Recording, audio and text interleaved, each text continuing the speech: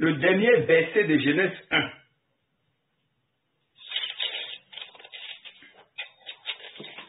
Verset 31. Oui, vas-y. Dieu vit tout ce qu'il avait fait, et voici cela était très bon. Tu as compris? Ainsi il eut un soir et il eut un matin. Voilà. Ce fut le sixième jour. Le sixième jour. Amen. Voilà. Donc il a créé, mais à l'intérieur de la création, il y avait le péché. Mais il dit c'était très bon. Dieu vit que tu étais très bon. Mais Dieu ne sait pas qu'il y a le péché dedans. Mais pourquoi il dit que c'était très bon?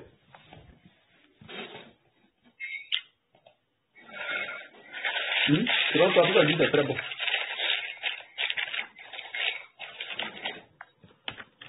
Il a dit qu'il y avait un péché dedans. Si, mais pourquoi il dit que c'était très bon?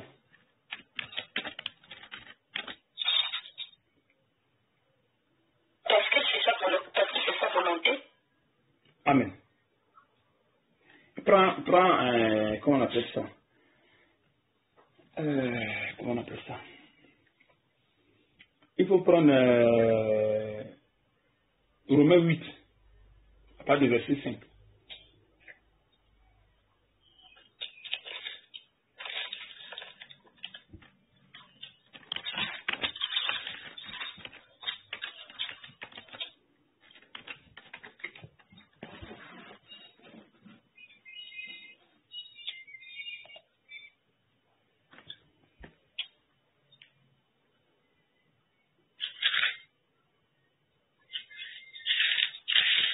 Romains 8. À partir du verset 5. Verset 5.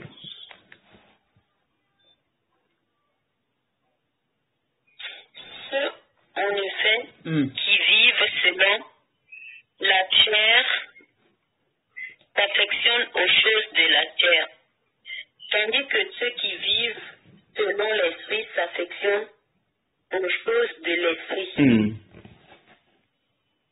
Et l'affection de la chair, c'est la mort, tandis que l'affection de l'esprit, c'est la vie et la paix. Vas-y. Car l'affection de la chair l'affection de la chair est l'inimitié contre Dieu, Oui. parce qu'elle ne se soumet pas à la loi de Dieu et qu'elle ne la peut même pas. Voilà, donc ça veut dire que ce qui sort de la chair ne veut pas se soumettre à la loi de Dieu. Ça veut dire que ce qui sort de la chair est contraire à la loi du Seigneur. Donc elle n'accomplit pas les désirs de Dieu. C'est ce que ça dit là-bas. Maintenant, il faut prendre maintenant Jacques 1. À part le verset 2.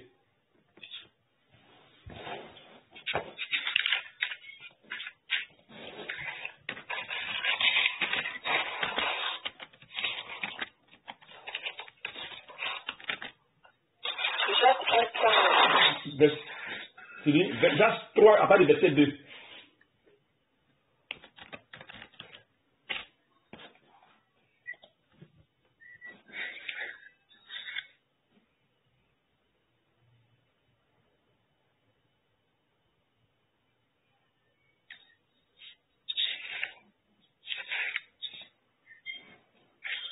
Jacques 3, verset de Père.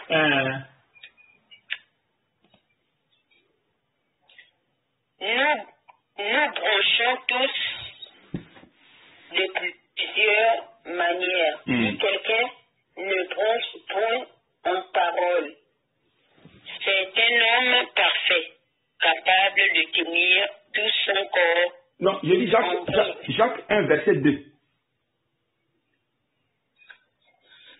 Jacques 1, verset 2. Frère, regardez comme un sujet de joie complet des épreuves auxquelles vous pouvez être exposés. Il a dit quoi? Il dit épreuves auxquelles vous pouvez être exposés. Exposés. Voilà. Des épreuves auxquelles vous pouvez être exposés. Pourtant, sachant que le peuple de votre foi produit la patience.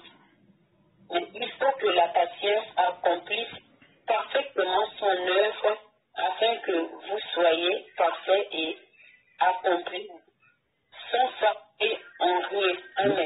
donc pour que la On dit patience... ça chez nous. Non, amen. Pour que la patience s'accomplisse, il faut forcément les épreuves. C'est pas que ce sont les épreuves qui vont produire à vous la patience. C'est pas ça? Mais est-ce que l'épreuve c'est une bonne chose? Non. Ouais. C'est pas une bonne chose, non? Maintenant, pourquoi ça produit en vous la patience? Puisque ça vient du péché. Pourtant que la Bible dit que la personne de la chair ne se soumet pas à la loi de Dieu. Et c'est pas si je suis un peu. Oui, oui. Voilà. On dit l'épreuve de votre foi, on dit que la personne de la chair ne se soumet pas à la loi de Dieu, elle ne peut même pas. Donc ça veut dire que la personne, la chair, ce qui sort de la chair ne peut pas produire en Dieu ce qui vient de Dieu. Pourtant qu'on dit l'épreuve de votre foi produit la patience. Et nous savons que les épreuves là, c'est pas quelque chose qui vient pour chose. C'est tout le contraire. Tu comprends un peu? Peut-être que cela est bon pour nous. Voilà. Donc ça veut dire que cela est bon pour vous parce que ça construit en vous quelque chose qui vient. Voilà. Et la patience, non selon la chair, mais selon l'esprit. Donc c'est-à-dire que l'épreuve qui vient vers vous vient de Dieu. Donc si votre mari manifeste les désirs, la méchanceté, la haine, le mépris, l'orgueil, ça vient de Dieu. Parce que Dieu qui a construit ça en lui, afin que ça construise en vous la patience, l'amour, le pardon. Parce que quand on dit pardonner à vos ennemis, là, il faut qu'il y ait des épreuves pour que tu pardonnes. Sinon, tu pardonnes comment? Si quelqu'un t'a rien fait, tu vas le pardonner comment? Comment tu fais pour pardonner à la personne? Donc, il faut une épreuve pour que tu puisses pardonner. Alors, si vous dites que non, vous ne voulez pas, vous justifiez, vous êtes là, et vous, ça ne marchera jamais. Donc, ça veut dire que vous ne reconnaissez pas ce que Dieu est en train de faire dans votre vie. C'est ce qui fait que ça vous crée des problèmes. Ça vous crée des problèmes. Disons Matthieu 16. Bas du verset 21.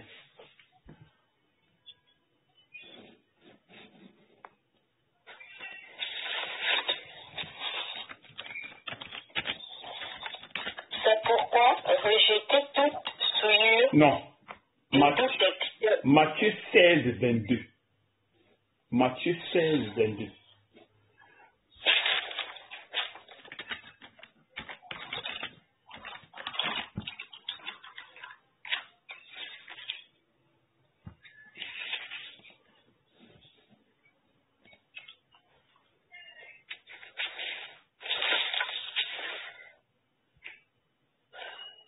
Dès lors, Jésus commença à faire connaître à ses disciples qu'il fallait qu'il aille à Jérusalem, qu'il souffre beaucoup de la part des anciens, des principaux sacrificateurs et des anciens, qu'il soit mis à mort et qu'il ressuscite le troisième jour. Voilà, donc il y a une raison pour laquelle il devait être persécuté.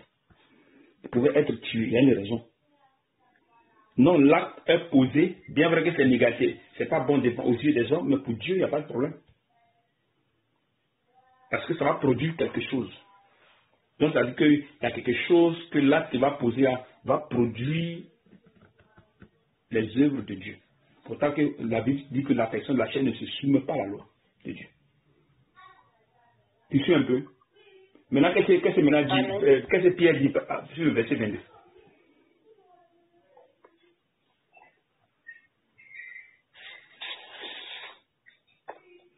Pierre, l'ayant pris à part, se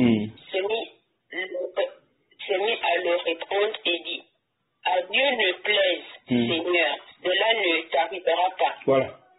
Mais Jésus se retourna, dit à Pierre, arrière de moi, Satan, tu mets en scandale,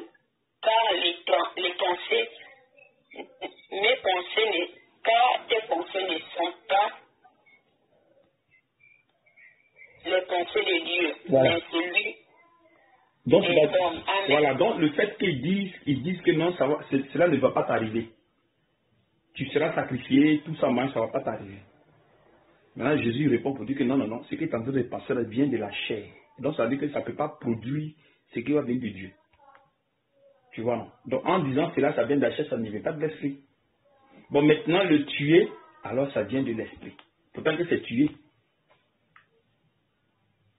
Parce qu'en tuant, ça peut produire ce qui vient de l'esprit de Dieu. Donc, les épreuves, c'est pareil. Donc, tant que vous allez refuser les épreuves, ce que Dieu veut créer en vous ne sera pas manifeste. Tant que vous allez commencer à justifier, vous allez commencer à bavarder, vous allez commencer à faire ceci, ça ne marchera pas. Voilà pourquoi je vous ai donné deux paroles. Que la volonté de Dieu soit faite, que le Seigneur te bénisse. Ce sont les deux choses là que je vous avais dit. Je ne vous ai pas demandé d'aller justifier en rentrer à gauche et ou bien à raisonnement. Non, non, non. Ou bien refuser. C'est pas ce que j'ai dit. Tu comprends un peu? Parce que c'est là. Si vous refusez, il n'y a pas de problème. Aujourd'hui, l'Église refuse les persécutions. Quand on les persécute, ils refusent. Ils persécutent, ils prient. Ils prient. Ils prient. Ils battent contre. Retour à l'envoyeur. Retour à l'envoyeur. Bon, en faisant cela, qu'est-ce que vous cherchez? Vous cherchez quoi? Et ouais, un peu. Parce que les gens refusent d'être persécutés. Pourtant que normalement, même la persécution ne fait partie même de l'œuvre de Dieu. Normalement. Ça fait partie de l'œuvre de Dieu. Donc, celui qui ne veut pas être persécuté, il sait que la personne a un problème. Disons Isaïe 55, verset 8.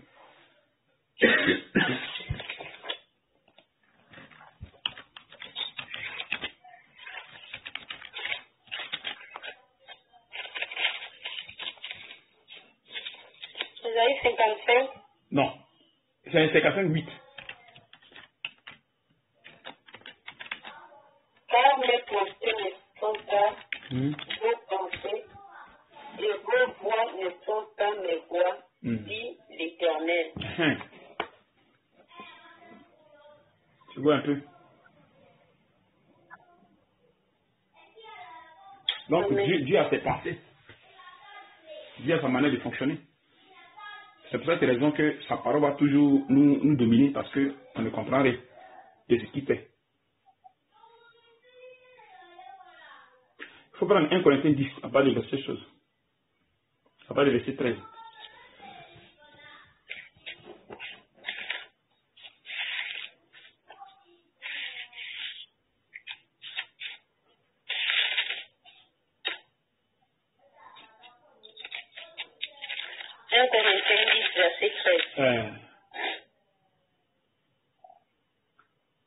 Aucune tentation ne vous est survenue qui n'ait été humaine, et Dieu, qui est fidèle, ne permettra pas que vous soyez tentés au-delà de vos forces.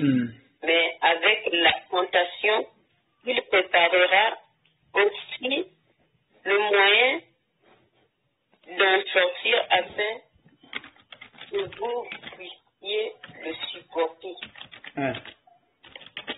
Ça veut dire quoi?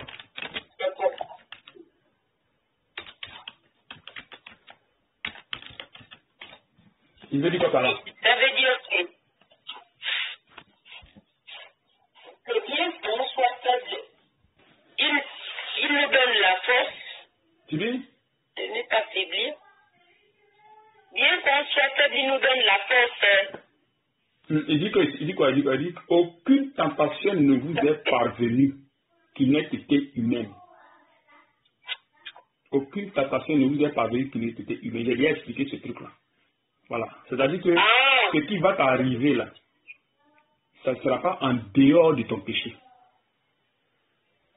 Oui. C'est-à-dire, oui, tu avais des gestes. Voilà. C'est-à-dire quoi? C'est-à-dire que si tu es voleur, alors Dieu va mener une tentation de vol. De vol, oui. Pour voir si tu ne vas pas voler. Tu vois, non? Et Dieu qui est fidèle ne permettra pas que vous soyez tentés au-delà de vos forces. Pourtant que vous tombez dans le jeu. Voilà. Mais souvent quand vous tombez, pour lui c'est juste. Pour Dieu c'est juste. Parce que ça va vous amener à la tristesse. Est-ce que tu suis ce que j'ai dit? Oui. Voilà. Donc le fait que tu tombes dans la tristesse aussi, c'est l'œuvre de Dieu. Tu suis un peu. Amen. C'est pas le fait que ça te surpasse, non, c'est pas ça. Mais c'est parce que si tu n'es pas attristé, ou bien si tu ne te fâches pas, ou tu ne fais rien, tu ne pourras pas prendre conscience. C'est quand tu te fâches, tu t'énerves et tu fais ceci que tu prends conscience que, ah, cette histoire-ci, là, c'est comme ça. Il faut que ça t'attriste, il faut que ça te touche. Parce que si tu ne tombes pas dans le péché, comment tu fais pour être attristé? Comment tu fais? C'est-à-dire que si la tentation vient, puis ça te fait rien, ça vient, ça bloque, ça vient, ça bloque, et tu vas être attristé. Amen. Mais tu suis ce qu'elle dit. Il faut que je réagisse d'abord. Oui, mais le problème c'est quoi? Pour que tu sois sûr, il faut que tu réagisses, non? C'est-à-dire que quoi? Si tu es une voleuse, qu'il y a une tentation de vol qui vient vers toi, et tu ne tombes pas dans le jeu, est-ce que tu vas être attristé? Non. C'est ce que je suis en train de dire là. Il faut que tu manifestes. Voilà. Voilà. Que ça t'amène à la conscience. Et à la conscience, ça t'amène à qui t'amène à la repentance. Voilà, tu vois un peu. Tu comprends un peu, non? Donc, il faut d'abord que tu tombes dans le péché. C'est quand tu tombes maintenant que ça commence à te mettre à t'attrister. Mais il faut que tu prennes conscience. Il ne faudrait pas que tu tombes dedans que tu continues. Il faut que tu tombes, prendre conscience. Tu comprends? Il ne faut pas que tu vas tomber et tu vas continuer, tu fais comme s'il n'y a rien. Tu vois? Donc, le fait même de tomber même dans le péché, manifester le péché là, tout ça c'est l'œuvre de Dieu. Donc, pour Dieu, ça ne va pas au-delà de tes forces. Et je ne sais pas si tu comprends un peu.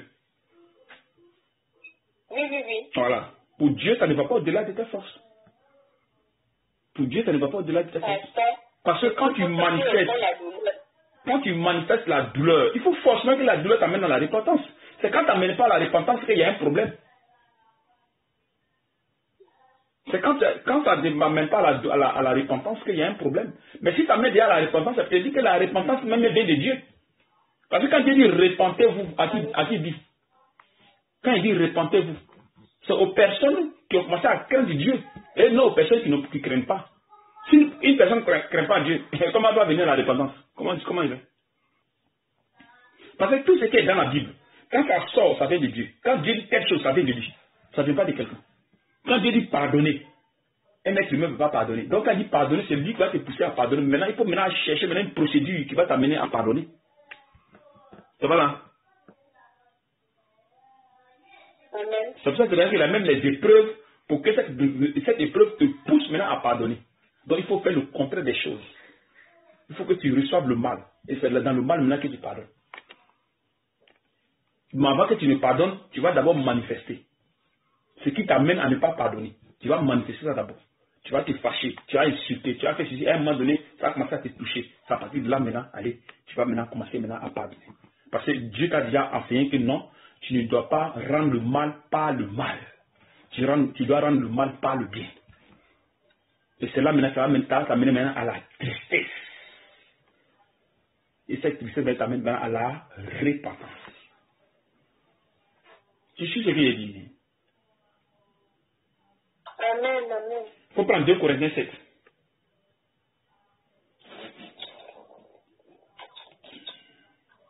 D'abord, avant d'arriver sur 2 Corinthiens 7, qu'on finisse d'abord le truc. Voilà, il dit, mais avec la tentation, il prépare aussi le moyen d'en sortir. En fait, que vous puissiez la supporter. Tu vois maintenant, non? En fait, maintenant que tu supportes... Non, un d'abord. En fait, que tu ne supportes la tentation, là, il va former en toi la capacité. Jusqu'à ce que maintenant, allez. Au début, tu vas tomber. Tu vas te fâcher. Tu vas t'énerver. Mais à un moment donné, tu vas prendre conscience. Et ça va commencer à construire maintenant à toi, maintenant, en fait, maintenant que ça ne te dise plus rien. Tu comprends un peu maintenant? Là, tu seras maintenant au-dessus maintenant du vol que tu as fait manifester. S'il y a le vol, maintenant, ça te dit plus rien. Même le vol à côté, ça te dit plus grande chose. La telle chose, ça te dit plus grande chose. Tu comprends un peu? Tu suis ce que je dis. C'est comme la maladie. Quand le Seigneur va te donner une maladie, tu vas te fâcher.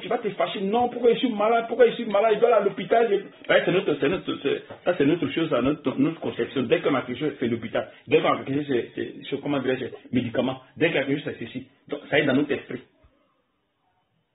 Mais, comptant sur Dieu, la douleur comment dirais-je, tu sens la douleur, tu pleures. À un moment donné, bon, ça ne te dit plus rien. Parce que ton cœur commence à t'attacher à Dieu. Il faut dire que c'est Dieu qui l'a voulu. C'est Dieu qui l'a voulu. C'est Dieu qui l'a voulu. Donc en faisant ça, il met en toi maintenant la capacité de supporter ce qui t'arrive. Non, mais si la maladie est là maintenant, ça peut dire de grandes choses. C'est la foi. Tu vois, non? Tu n'as plus à justifier. Non, pourquoi je suis malade? Pourquoi c'est ceci? Pourquoi c'est cela? Je vais chercher à prier. Je vais chercher à faire ceci. Non. Tu es là seulement, tu regardes, puis tu avances. Mais, bien avant ça, Dieu, qu'est-ce qu'il va faire? Il va te prévenir de ce qui va t'arriver. Parce que la foi, c'est ça. La foi est une ferme assurance des choses qu'on espère. Donc, avant que tu n'espères cette chose-là, il faudrait que Dieu te prévienne de la chose. Tu vois, non? Avant que tu n'espères que tu vas tenir à la maladie, il faudrait qu'il te prévienne. Parce que la foi là ne vient pas de la chair, ça vient de l'esprit. On dit la foi vient de ce qu'on entend, et ce qu'on entend vient de la parole de Christ. Tu vois, non? On dit la foi vient de ce qu'on entend, et ce qu'on entend vient de la parole de Christ. Donc pour que tu espères à quelque chose, il faudrait que Dieu te prévienne. Il te dise tant. Là, comme ça, au moins tu sais. Voilà pourquoi on vous enseigne ici que vous allez recevoir des choses que vous avez faites avant. Donc, apprêtez-vous. Donc, déjà, vous êtes prévenus. Donc, quand la chose arrive, vous savez. C'est revenu. Dieu m'a déjà prévenu. Dieu m'a déjà prévenu. Tu vois un peu. Donc, tu mets maintenant ta foi dans cette parole. Donc, quand la chose arrive maintenant, c'est vrai que tu n'as pas la capacité, tu peux succomber. Mais avec le temps, doucement aller, tu vas commencer à te relever jusqu'à ce que ça construise en toi maintenant ce que Dieu veut. La force, la capacité. Tu vois un peu. Donc pour Dieu, ce n'est pas une tentation. Tu suis. Maintenant, disons Jacques 1. Tu es là, hein?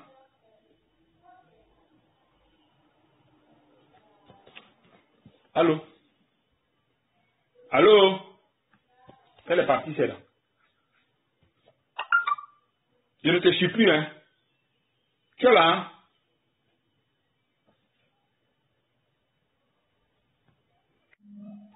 hein? Tu étais parti. C'est parti. Non, mais moi, je te dis allô, tu ne répondais pas, non? Ah non, la connexion perd.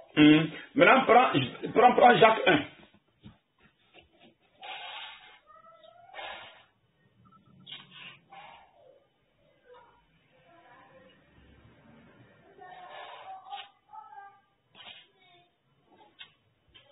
Prends Jacques 1. Oui. D'abord, avant de prendre Jacques, il faut prendre d'abord la tristesse. 2 Corinthiens 7 d'abord. 2 Corinthiens 7. 2 Corinthiens 7.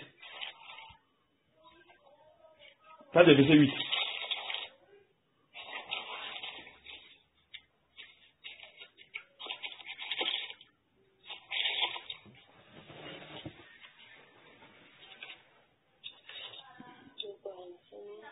À part du verset 8.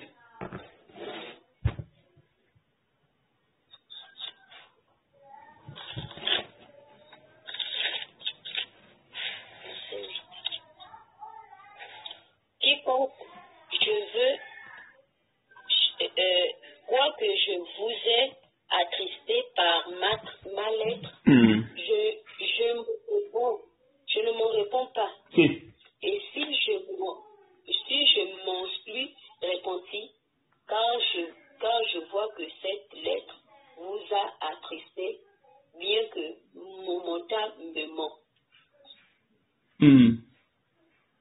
Verset 9.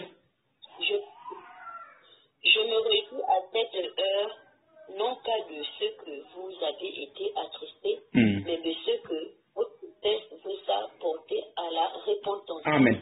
Amen. Tu vois un peu. Donc la tristesse là va t'apporter à la repentance. Donc il faut toujours passer par les épreuves, les tentations. Car vous avez été attristés selon Dieu, Voilà. afin de recevoir de notre part aucun dommage. Voilà, tu as vu. Donc le fait qu'il amène la lettre pour attrister les frères là, c'est pas un péché. C'est les amener à ce qu'ils arrivent à aller à la repentance. Tu comprends un peu? Donc forcément il faut les épreuves. S'il y a les épreuves, la tentation, c'est pour cette raison que quand on ne dit pas de tentation chez Dieu, c'est pas la tentation en tant que telle chez l'ennemi. Vous voyez, chez l'ennemi, lui, quand il t'amène à la tentation, quand il t'amène dans les épreuves, c'est pour t'amener en enfer. Par contre, Jésus, c'est pas ça. Il veut construire en toi les œuvres de l'esprit. Tu suis? Oui, je comprends. Voilà. Le Seigneur veut construire en nous les œuvres de l'esprit. Voilà. Bon, maintenant, prenons Jacques 1. Pas le verset 1, le 12.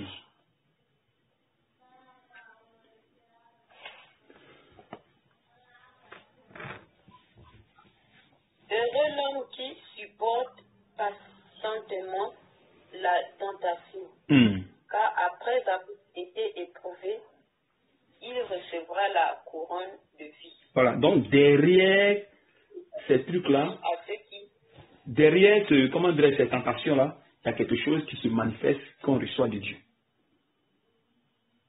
Vous voyez un peu. Tout cela, pour que nous arrivons à revêtir la nature divine, afin de marcher correctement devant sa face.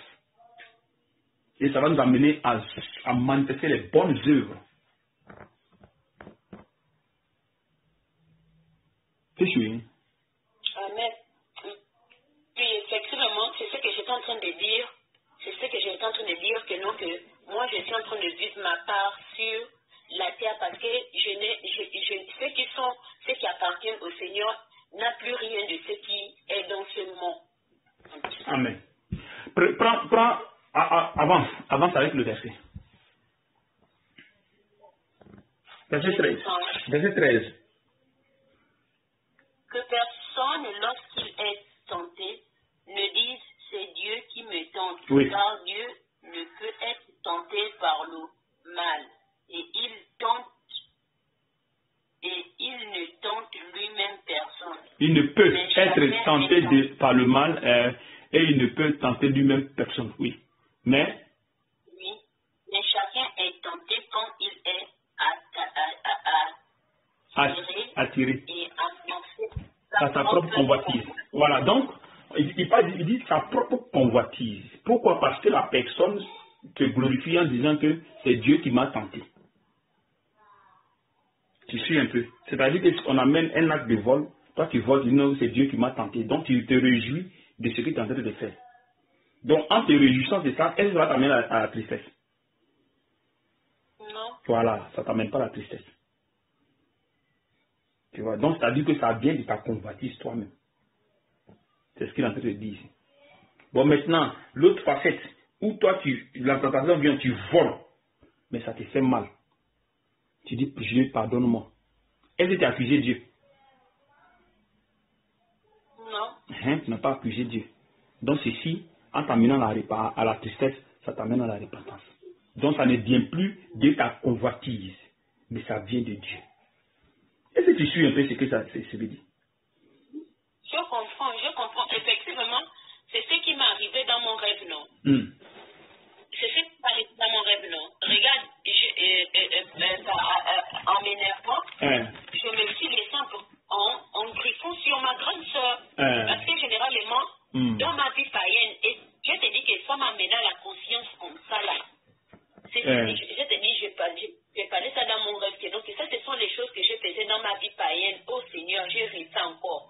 Parce que moi, dans ma vie païenne, moi, quand quelqu'un me fait quelque chose que je n'apprécie pas, je vais aller attaquer la personne. Je vais aller attaquer la personne.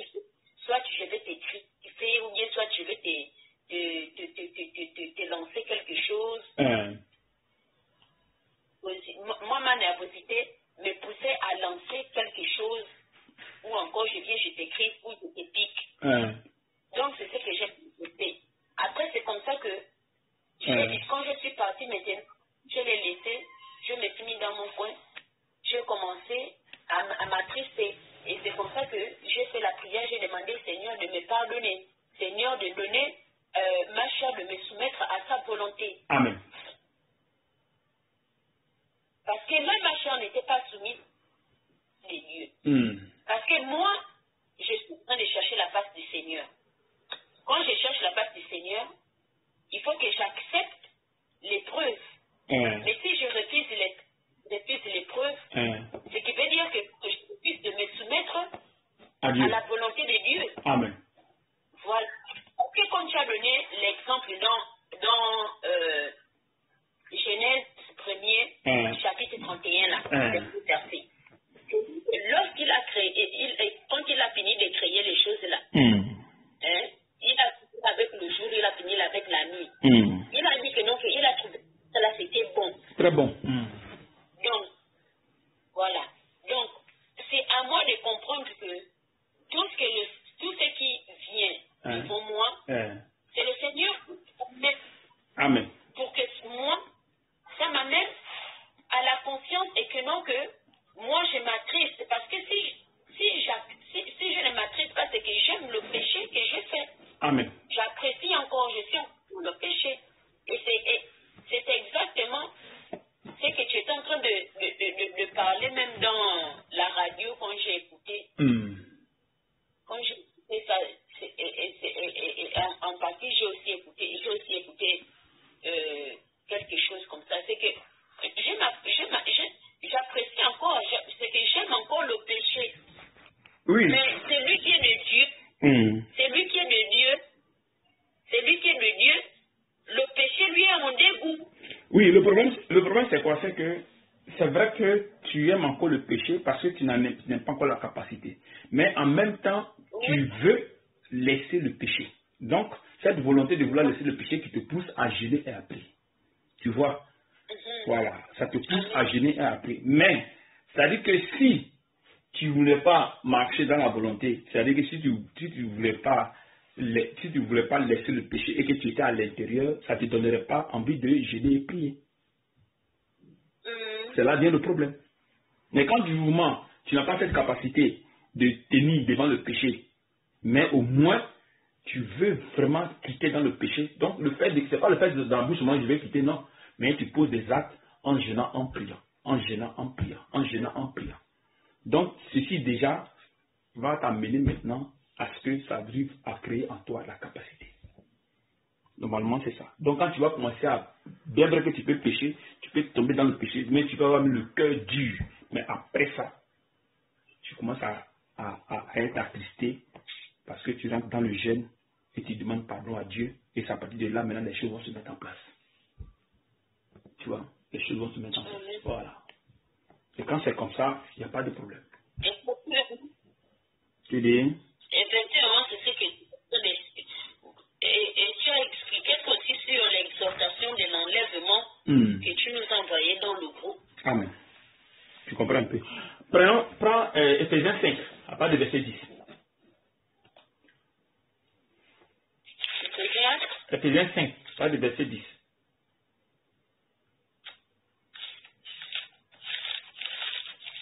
Ou bien même à part de verset 8.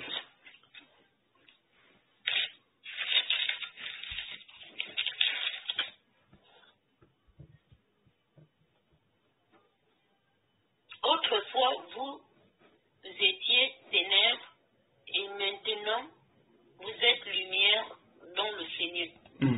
Marchez comme des enfants de lumière. Car le fruit de la lumière consiste en toutes sortes de bonté, de justice et de vérité. Examinez ce qui est agréable et ne prenez point part aux œuvres infructueuses des ténèbres, mais plutôt condamnez-les. Voilà. Car il est honteux de ce qu'ils font en secret.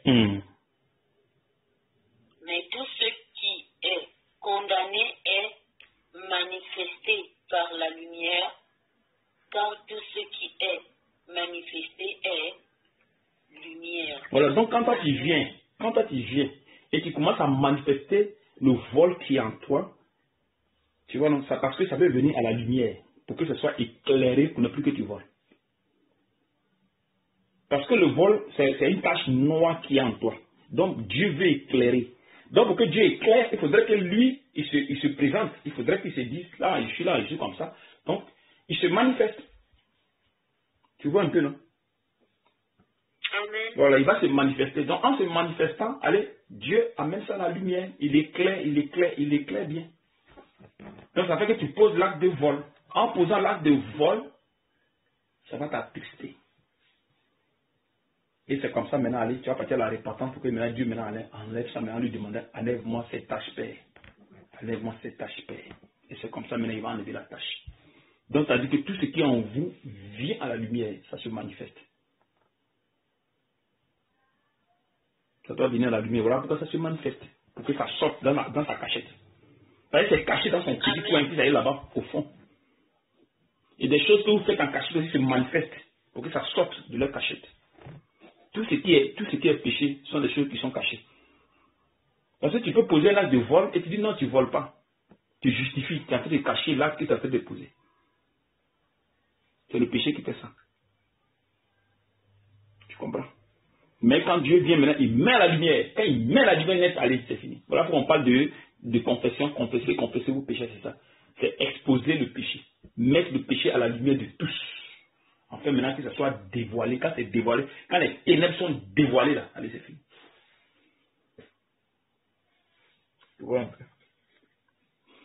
C'est pourquoi c'est très important de confesser les péchés. C'est très très important. Plus vous confessez les péchés, plus vous vous délivrez.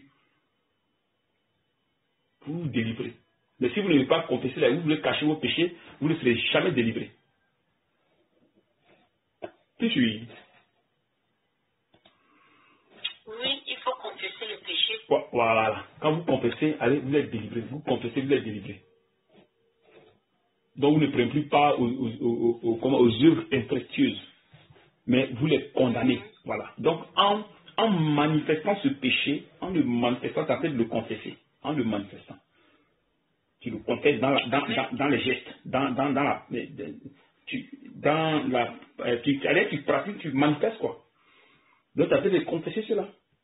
Tu mets sur la lumière. Tu vois. Pourquoi ça? Parce que ça a été créé en Dieu. Donc quand tu manifestes, voilà, ça va t'amener en toi quelque chose de bon. Et ça va t'amener à une personne qui est maintenant bien. Pas une personne qui est toujours dans l'état avant, non. Ce n'est plus ça. Ça va t'amener à être une personne bonne. Et étant une personne bonne, qu'est-ce que tu vas faire? Tu vas glorifier Dieu en toi. Donc le péché là a mené à manifester les œuvres de Dieu qui sont cachées à l'intérieur de ta personne. Donc du péché, on vient à l'œuvre de l'esprit. Donc le péché qui était en toi, c'était créé par Dieu, mais pour une bonne cause. Donc si tu viens et que tu dis non, ce péché-là, non, tu commences à justifier les choses, tu commences à faire ceci, non, ça ne doit pas être ceci, ça ne doit pas être comme ça, pourquoi c'est comme ça, pourquoi c'est... Tu es en train de justifier le péché. Tu vois. Donc pourtant que le péché est là pour quelque chose. Et toi tu justifies. C'est pas déjà une bonne chose. Tu comprends un peu? Amen. Tu vois. Parce que ça est là pour un but. Ça est là pour un but. Puisque nous savons que la personne de la chaîne ne se soumet pas à la loi de Dieu. Mais pourquoi ceci se soumet à la loi de Dieu? Pourquoi? Parce que ça vient de Dieu. Quand il a dit à Paul, arrête de moi Satan, c'est ça. Parce que si, il dit Pierre, si les trucs se passaient selon Pierre, on n'aurait pas de salut aujourd'hui. Tu vois un peu. Donc c'est un peu ça. Tout ce qui est condamné est lumière. Tu vois.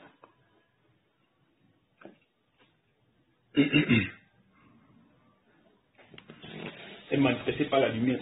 Et tout ce qui est manifesté est lumière.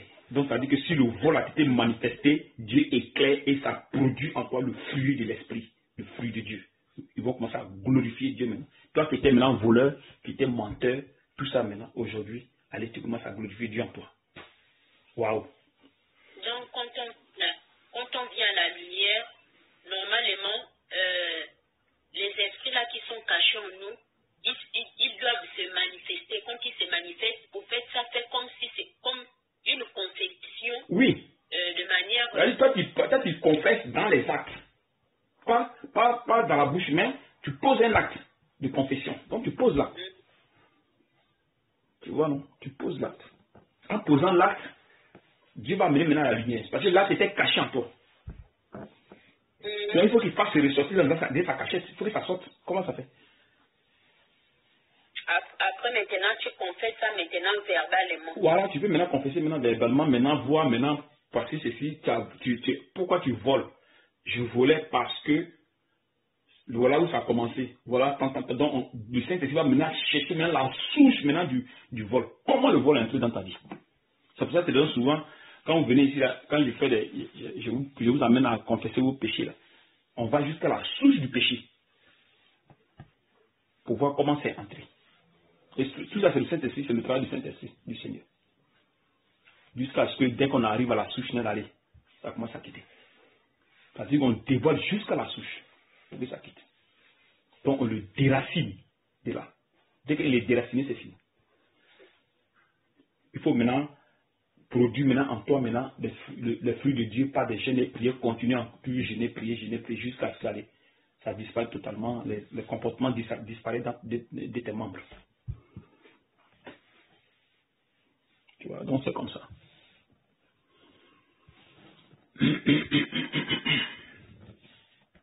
Tu comprends bien? Oui, je comprends. Donc c'est un peu ça. Courage.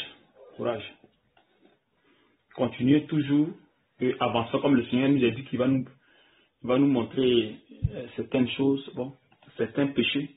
Donc on avance avec lui seulement, pourvu seulement qu'on soit toujours là à vouloir être à ses pieds. C'est ça. Si on est toujours prêt à vouloir être à ses pieds, lui n'a pas de problème. Mais c'est quand on veut justifier tout ce que nous faisons dans ce qui n'est pas bon.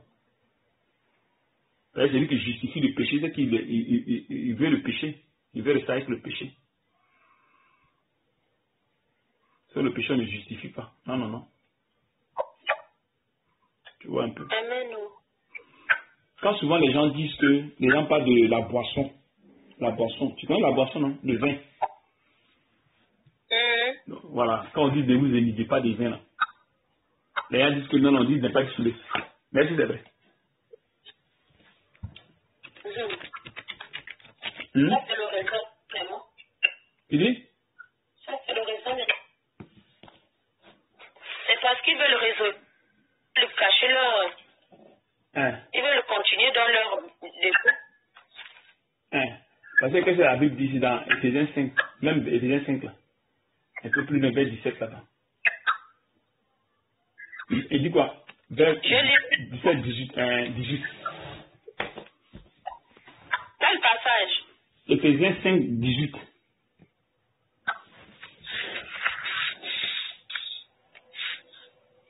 Ne vous enivrez pas de vin, c'est l'eau, c'est de la débauche. Soyez au contraire remplis de l'esprit. Voilà. Il dit ne vous enivrez pas de vin. C'est de la débauche. D'autres disent que la Bible ne condamne pas la boisson. Donc on peut boire, on ne doit pas être saoulé. Mais est-ce que le verset ici, là, pas des personnes qui ne boivent pas?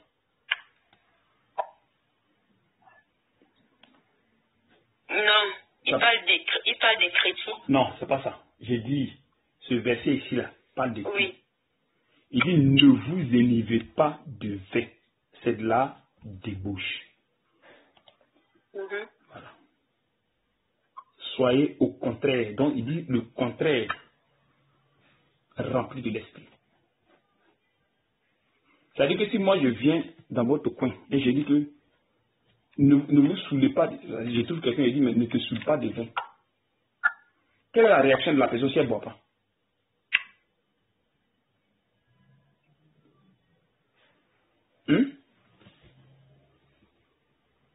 Si la personne ne boit pas, elle va dire qu'est-ce que tu m'as vu boire. Voilà. Donc tu comprends maintenant. Et je sais pas si tu comprends un peu.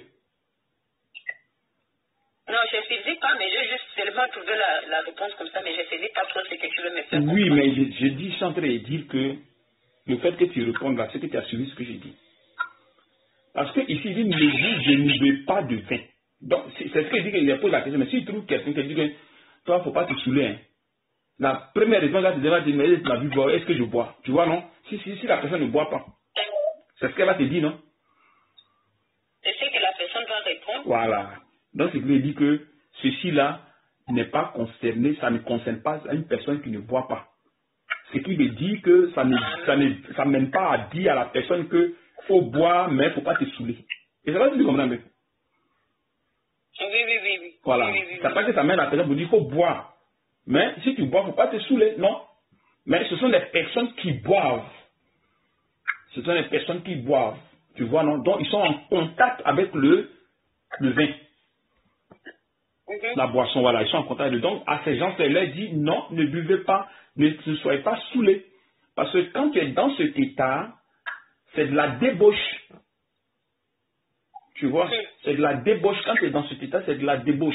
Et nous savons que la débauche, qu'est-ce qui attire la débauche? C'est le péché, non? Non. Ici, c'est le vin qui attire la débauche, non? Oui, le vin. Voilà, le vin. Donc, pour ne pas que tu sois dans la débauche, qu'est-ce que tu fais? Tu t'éloignes? Voilà, tu t'éloignes. Est-ce que tu as déjà vu une personne qui saoule et se dit, bon, je vais boire un peu et je ne vais plus jamais être saoulé? Tu n'as pas vu?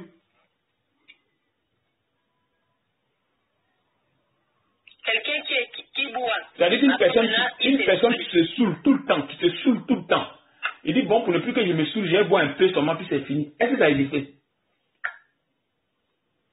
Tu n'as pas encore suivi. C'est-à-dire que quelqu'un qui va dans... Quelqu'un qui boit beaucoup, il ne fait que boire tout le temps, Est-ce que pour ne pas qu'il arrête de boire comme il boit, puis il est bien saoulé, puis il chicote, il frappe, là, il fait ici, là, est-ce que ce dernier-là va aller boire un petit truc pour dire, bon, pour ne plus qu'il frappe, là, je bois un peu seulement, puis c'est fini, là, quand je reste dans ce truc. Et ça a existé. Non. Maintenant, quand la personne ne doit plus boire totalement, qu'est-ce qu'il doit faire? Pour ne pas qu'il reste dans cet état d'ivresse, qu'est-ce qu'il fait? Il doit s'éloigner de la boisson. Non, je ne chantais pas de la réalité. Des gens qui sont sourds, qui boivent, qui font les dégâts, qui dérangent. Pour ne plus qu'ils dérangent là, est-ce que la personne arrête carrément ou la personne dit, bon, je vais prendre seulement 2 verres, 3 verres et il s'arrête là?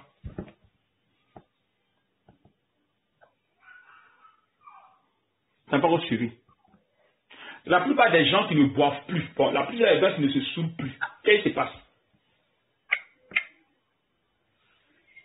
Ils ont arrêté de boire. Voilà. Mais est-ce que ces gens-là, ils boivent seulement, ils continuent à boire seulement légèrement? C'est-à-dire qu'ils ne boivent plus, mais ils boivent juste un peu, pour ne pas qu'ils soient saoulés. Est-ce que ça existe? Oui, ça existe. Ça existe comment? Explique-moi. Ça existe ce que j'ai dit.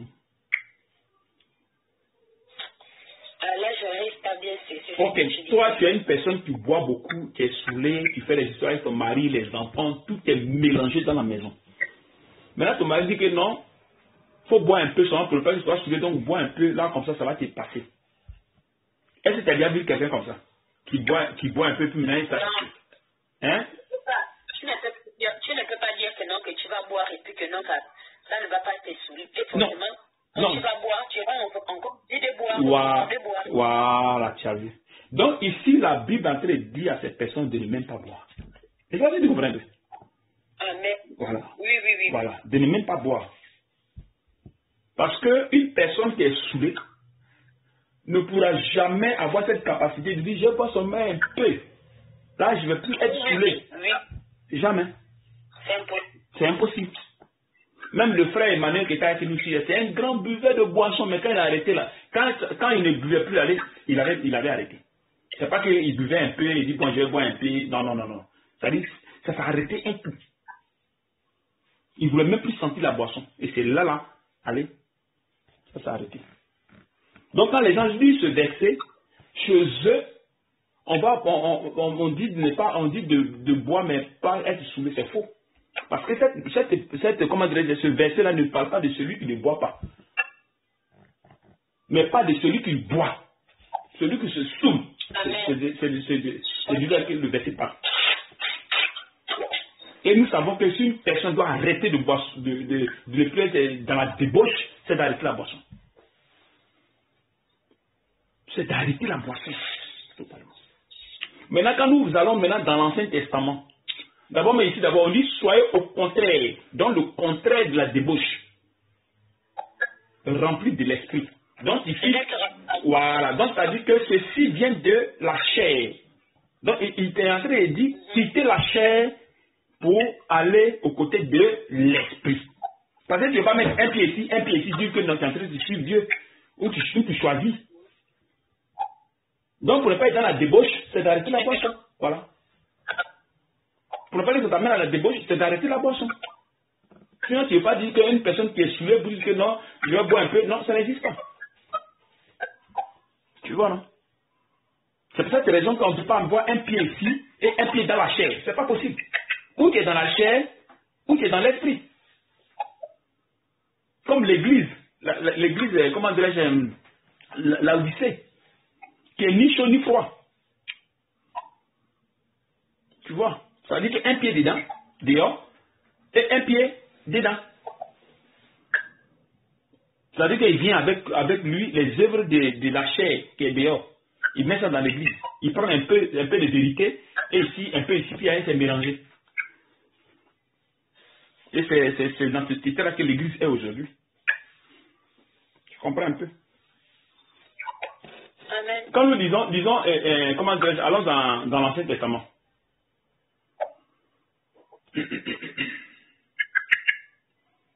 Lévitique 10, à partir du verset 8.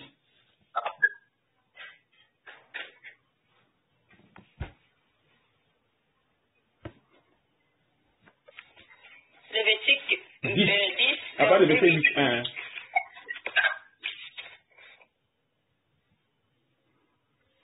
L'Éternel parla à Aaron et dit, tu ne boiras ni vin ni boisson enivrante, toi et tes fils avec toi, lorsque vous entrerez dans la tente d'assignation, de que ne mouriez, ce sera une loi perpétuelle parmi vos descendants. Voilà. Ici, il dit quoi? L'Éternel parle à Aaron et dit, tu ne boiras ni vin, ni boisson enivrante.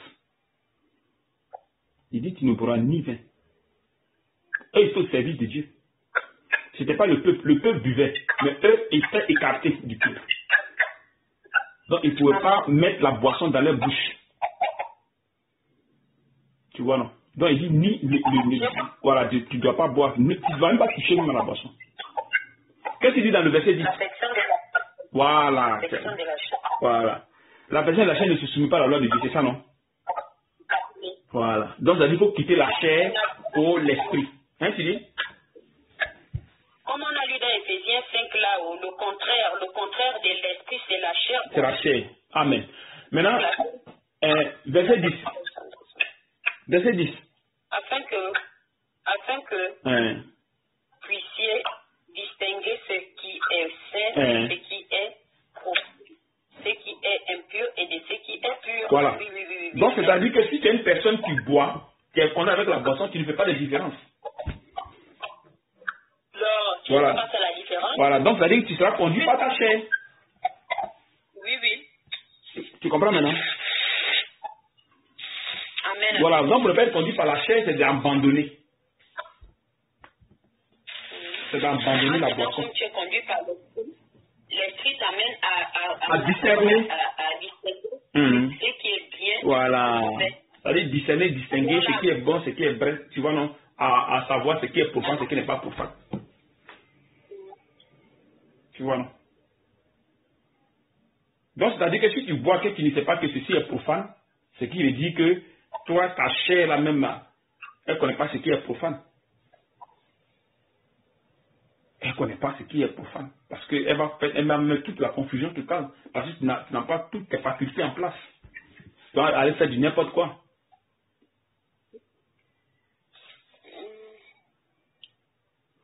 Tu suis un peu? Amen. Maintenant ici, Timothée, qu'est-ce que Timothée 3 dit? 1 Timothée 3, verset 3.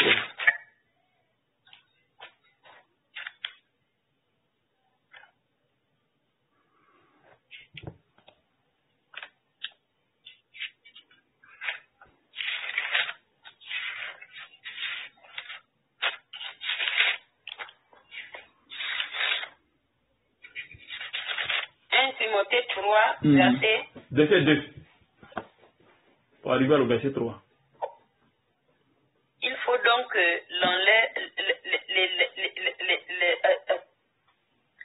donc que l'évêque soit irréprochable, mari d'une seule femme, sobre, modéré, réglé dans sa conduite, hospitalier, propre à l'enseignement. Voilà. Il faut qu'il ne soit ni adonné au vin, ni violent, mais indulgent. Voilà. Ici, il dit il ne faudrait pas qu'il s'adonne à la boisson. Il ne faudrait pas qu'il se livre à la boisson. C'est ce qu'il est en train de dire ici. Il ne faudrait pas qu'il se livre à la boisson, qu'il s'adonne comment dirais-je, au vin.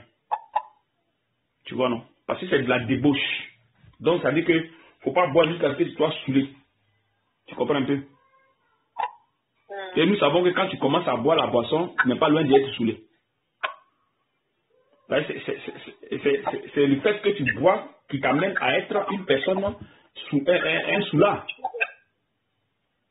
Même si tu prends une goutte, tu oui, vas saouler. Même si tu peux prendre une goutte, ça peut te saouler. Tu vois un peu. Donc, tu n'es même pas être en contact avec le vin. C'est ce que ça dit. Tu ne même pas être en contact avec le vin.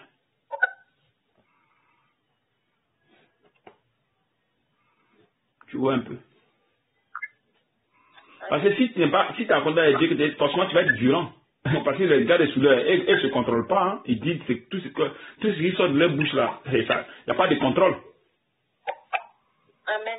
Tu vois, donc ils ont des paroles qui ne sont pas bonnes. Ils sont vulgaires. Ils ont des paroles impudiques. Ils ne contrôlent même pas sa personne.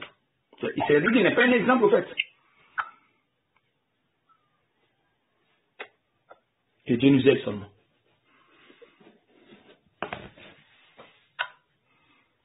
Tu vois, non? Donc, quand nous verrons dans le corps, le Seigneur manifeste ces choses-là en nous, enfin, maintenant qu'elle est sa sorte pour que nous puissions marcher selon la volonté du Seigneur.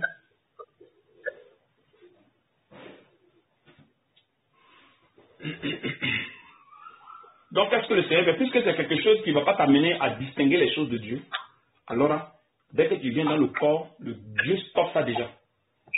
Dieu stoppe.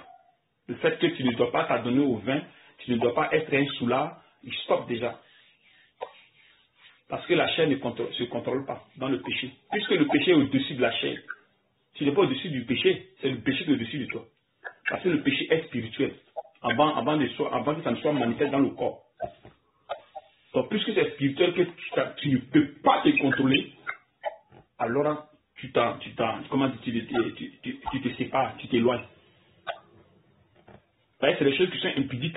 On dit fuir l'impudicité. Tu vois, donc ça va t'amener à avoir un acte impudique. Que ce soit au niveau de la parole, le comportement, plein de choses que tu peux faire, tu peux manifester. Tu vois un peu. Donc pour ne pas être dans le truc, il faut fuir. Il faut t'éloigner. Bon. Que le Seigneur te fortifie. Courage. Amen encore. Merci. Tu as des questions à poser, hein? Non.